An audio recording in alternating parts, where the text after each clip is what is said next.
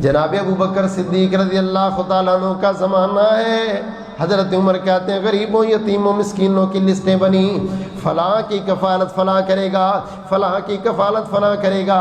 عمر فاروق رضی اللہ تعالیٰ عنہ فرماتے ہیں اس لسٹ کے اندر میں نے ایک بیوہ عورت کا نام پڑھا، عورت بھی بیوہ ہے بھی نبینی، اور اس کے سامنے والا دائرہ خالی پڑا ہے، کسی کا نام نہیں لکھا، اس کی کفالت کرنے والا کون ہے؟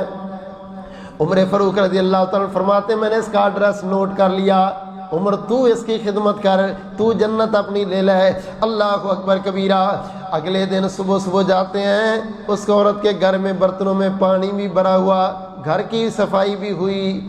فرمانے لگے یہ بندہ کوئی بازی لے گیا بھائی، اگلے دن اس سے پہلے آؤں گا۔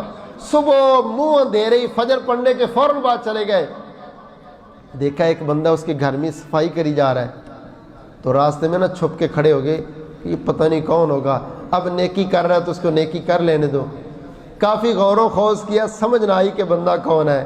کہتے اس نے منہ لپیٹا ہوا، اس کے برتنوں میں پانی بھرا، گھر کی صفائی کی، جو کو کام کاج کرنے والے تھے کیا، اور کہتے اچھا اماں جی میں جا رہا ہوں، اور نکلے، اور نکل کے جا رہے۔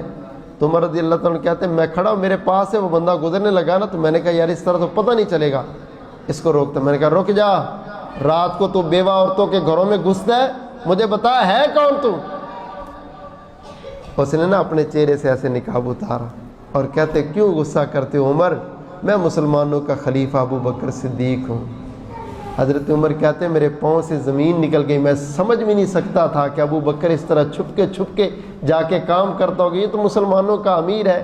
اور میں نے اسی دن سے سوچ لیا تھا عمر ابو بکر سے مقابلے نہ کیا کر، تو نیکیوں میں سے آگے کبھی نہیں بڑھ سکتا۔ میرے بھائی نیکیاں کرنے والے تو اس طرح سے چھپ کے کرتے، واللہ آج تو یہ کیمروں نے، یہ فیس بک نے، اور یہ اس نے تو نیکیوں کا بیڑا ہی غرق کر کے رکھ دیا۔ ادھر سے تھیلا پکڑانا، ادھر 4 تصویریں لینی، پھر اس کو کہنا پہلے 2-4 اور کے ساتھ اتروا لینے پھر تجھے دے جائے گی۔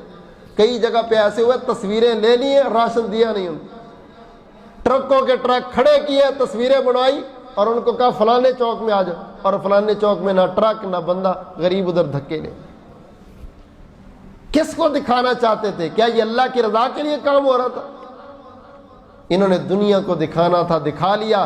اللہ کہتے تم کہتے ہو نا ہم ذلیل کیوں ہو رہے ہیں، میں تمہیں بتاتا ہوں، تم نے غریبوں کو ذلیل کیا، میں نے تمہیں ذلیل کر کے رکھ دیا۔ اللہ اکبر کبیرہ۔ اللہ تعالیٰ امت مسلمہ کی اصلاح فرمائے، احساس والی زندگی بسر کرنے کی توفیق عطا فرمائے۔